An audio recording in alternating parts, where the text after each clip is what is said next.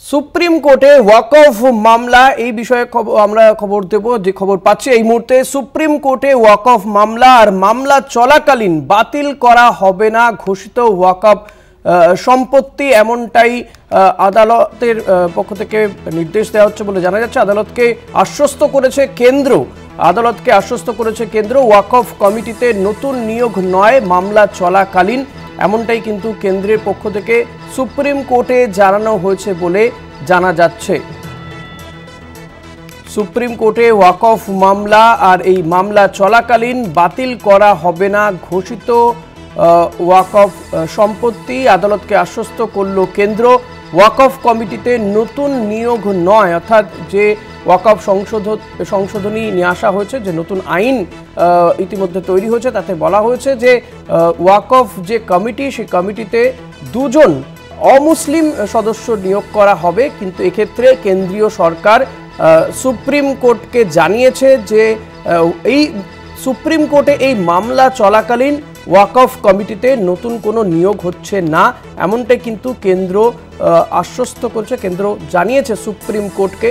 গতকালই আমরা দেখেছি যে এই ওয়াকফ সংশোধিত আইনের বিরুদ্ধে যে মামলাগুলো হয়েছে, সেই মামলার শুনানি শুরু হয়েছে। গতকাল একাধিক নির্দেশ দিয়েছিল সুপ্রিম কোর্ট, এই মামলার শুনানি আজও চলছে এবং সেই শুনানিতেই কিন্তু সুপ্রিম কোর্টে কেন্দ্রের পক্ষ থেকে জানানো হয়েছে যে ঘোষিত ওয়াকফ সম্পত্তি বাতিল করা হবে না সুপ্রিম কোর্টে মামলা চলাকালীন। এটা আরো বিস্তারিতভাবে জানবো আমাদের প্রতিনিধি পীযূষ কান্তি নাগের কাছ থেকে। পীযূষ, ঠিক কি আশ্বাস দিল কেন্দ্র এক্ষেত্রে, সুপ্রিম কোর্টে কি জানিয়েছে তারা? দেখো ঋষি, গতকাল সুপ্রিম কোর্টের যে অন্তর্বর্তীকালীন নির্দেশ জারির বিষয়টি ছিল, যে তিনটি বিষয়ের ওপর নির্দেশ জারির সিদ্ধান্ত গ্রহণ করেছিলেন সুপ্রিম কোর্টের প্রধান বিচারপতির বেঞ্চ, আজ কেন্দ্রের তরফ থেকে সেই বিষয় কিন্তু সুপ্রিম কোর্টে বারবার রিকোয়েস্ট করা হলো যাতে আদালত কোনো রকম নির্দেশিকা জারি না করে, তাহলে সেক্ষেত্রে যে নতুন সংশোধনী আইন, সেই আইনের ওপর স্থগিতাদেশ জারি হবে। কিন্তু সুপ্রিম কোর্টের প্রধান বিচারপতি বারবার কেন্দ্রের আইনজীবী সলিসিটর জেনারেল তুষার মেহতাকে বলেন যে কেন্দ্রের এই সংশোধনী আইনের ওপর আদালত কোনো রকম স্থগিতাদেশ জারি করছে না। প্রাইমা ফেসি আদালত মনে করছে যে সে সিচুয়েশন তৈরি হয়েছে, সেক্ষেত্রে এই মামলার দীর্ঘায়িত শুনানির প্রয়োজন এবং তারপরে সিদ্ধান্তে আসা প্রয়োজন। সে তার আগে যদি কোনো এই সংশোধনী আইন যদি বাস্তবায়িত হয়, তাহলে আবেদনকারীদের ক্ষেত্রে সঠিক বিচার হবে না।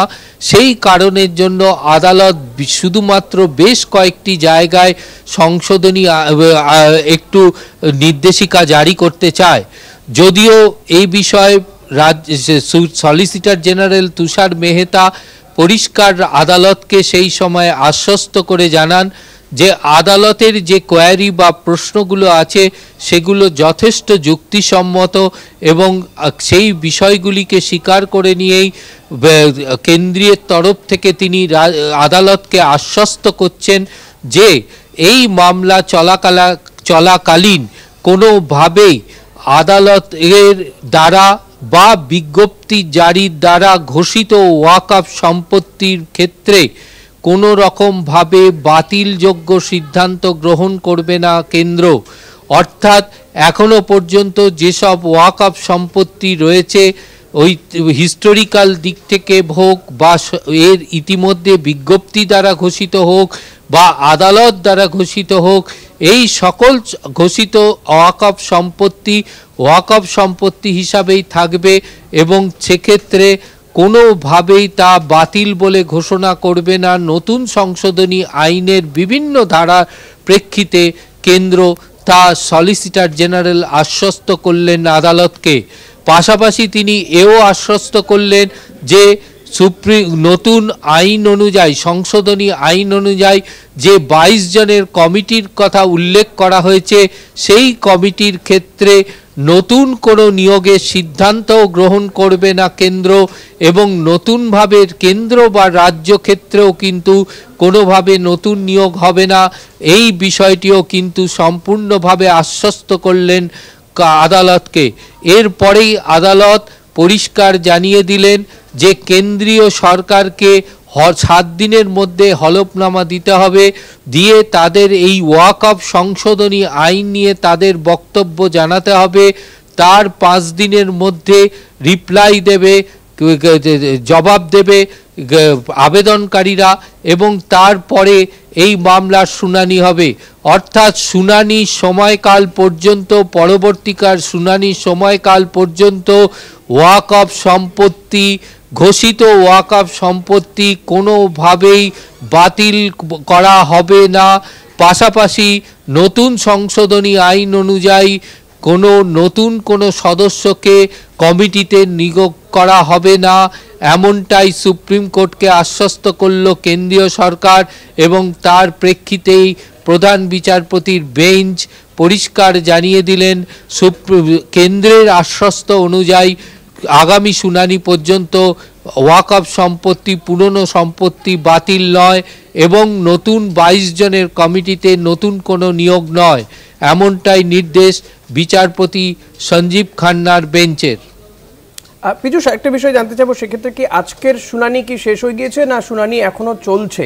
আর এই শুনানি পর্ব যতদিন চলবে তত দিনের মধ্যেই এই মানে কেন্দ্রকে হলফনামা দিতে হবে, পাশাপাশি ততদিন পর্যন্ত এই বিষয়গুলো আপাতত বন্ধ রাখা হচ্ছে, অর্থাৎ নতুন করে কোনো নিয়োগ নয় ওয়াকফ কমিটিতে, এবং কোনো ঘোষিত যে ওয়াকফ সম্পত্তি রয়েছে সেটাও কেন্দ্র বাতিল করবে না, এই আশ্বাস দিয়েছে, তাই তো? একদম।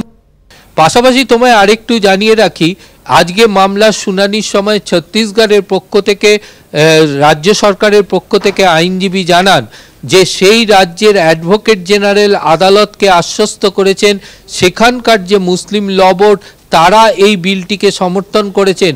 যদিও প্রধান বিচারপতি এই বিষয়টি সম্পর্কে বিশেষভাবে তিনি গুরুত্ব দেননি, তবে তিনি পরিষ্কার জানিয়েছেন যে আদালত মনে করছে যে পরিস্থিতি দাঁড়িয়েছে সেই পরিস্থিতিতে এই ওয়াকফ সংশোধনী আইন নিয়ে বিশেষভাবে নজর দেওয়া প্রয়োজন এবং এই বিলটি সম্পর্কে আদালতে শুনানির প্রয়োজন।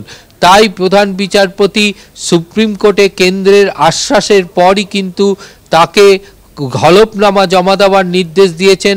অর্থাৎ এক্ষেত্রে কেন্দ্র দাবি করেছিল যে তাকে অন্তত এই বিষয়গুলির ওপরে বলার সুযোগ দেওয়া হোক উইথ ডকুমেন্টস তারা আদালতে এই নথিগুলি জমা করতে চান। এরপরেই প্রধান বিচারপতির বেঞ্চ তাকে হলফনামা জমা দেওয়ার নির্দেশ দিয়েছেন এবং সেই হলফনামার উত্তর দেবে আবেদনকারীরা এবং তারপরে পরবর্তী শুনানিতে এই বিষয়ে শুনানি গ্রহণ করা হবে। পরবর্তী শুনানি পর্যন্ত সুপ্রিম কোর্টে আশ্বস্ত কেন্দ্রীয় সরকারের আইনজীবীর যে কোনো রকম ঘোষিত ওয়াকফ সম্পত্তি বাতিল নয়, পাশাপাশি নতুন কোনো নিয়োগ নয়। ঋষি।